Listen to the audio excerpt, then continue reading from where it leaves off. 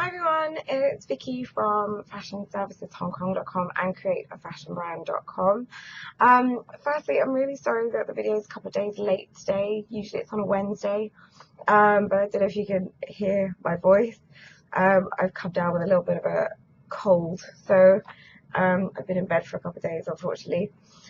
And I'm also really sorry if you're on my email list. That usually happens on a Wednesday as well, but I'm going to be doing that this afternoon. So again, really sorry, but even I get sick, so can't be helped. But we're going to do the questions today. So last week we had a couple of comments from somebody called Toodlepip, and we talked about MOQs last week. The second of their questions is about reproducing garments. So Toodlepip asks, if you have a garment that you want to reproduce in different fabrics, should sampling be cheaper as the garment already has a pattern and sample? Okay, so the really short, quick answer to that is yes, it should be cheaper.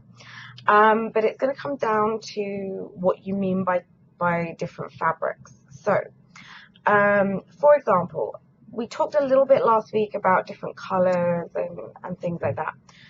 If you've got the same fabric, the same composition, the exact same fabric, but you just want to do it, let's say, in a different color or print or something like that, then yes, it should be cheaper. It's the same fabric, which has the same properties, means it has the same pattern, same measurements, and you've already got a sample, so you know what it's going to look like.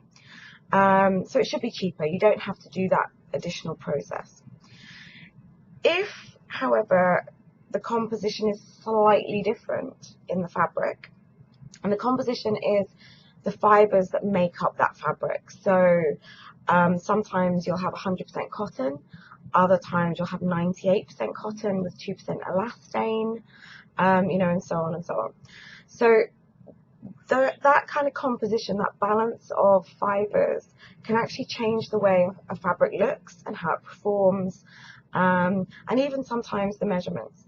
So if you're going, let's say, from a t-shirt fabric, a jersey fabric, the stuff that's stretchy, and then you want to go into a woven fabric, which is something like shirting or something you'd make generally out of, for suits or skirts, stuff like that, doesn't have any stretch, then your measurements have to be different. So you need another pattern and you have to do the process all over again.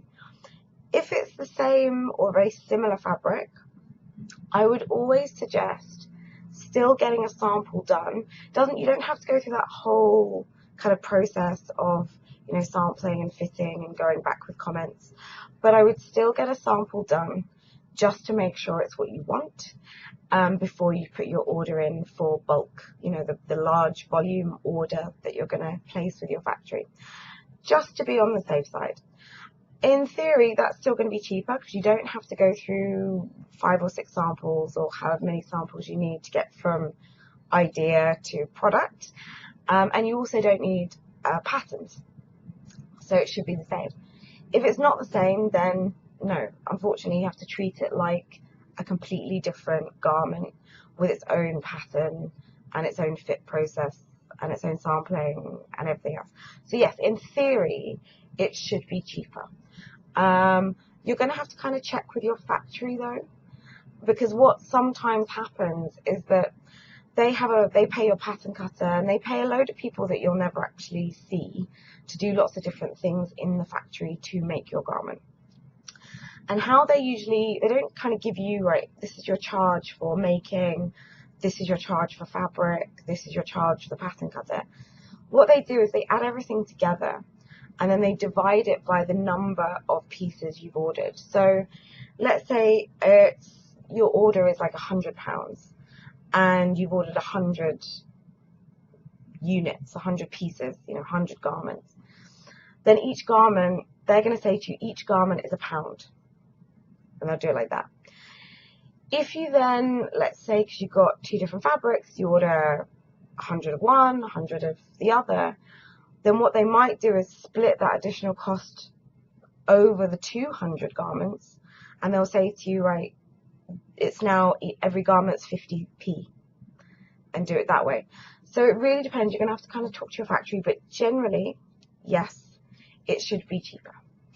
Now, don't forget, if you've got a question, hopefully by next week we're back onto Wednesdays. My nose and voice clears up. Please leave me a comment. Please leave me a question. Anything that you want to know about building a fashion brand. That could be anything: manufacturing, customer profiles, marketing, sales, anything technical. I don't mind. Anything you like. And also don't forget, if you want even more help, we have a completely free newsletter that comes out. I write the emails every week, every Wednesday, although not this week, it'll be done today, Friday. But usually every Wednesday. And that has more information on it every week. You also get a 66-page guide, free, completely free when you sign up, to starting your fashion brand. And you can find that on both of our websites, createafashionbrand.com and fashionserviceshongkong.com. The details are coming up at the end of the video, and hopefully I will see you next Wednesday with a new answer to a new question from one of you. So I will see you next week. Have a great week, guys.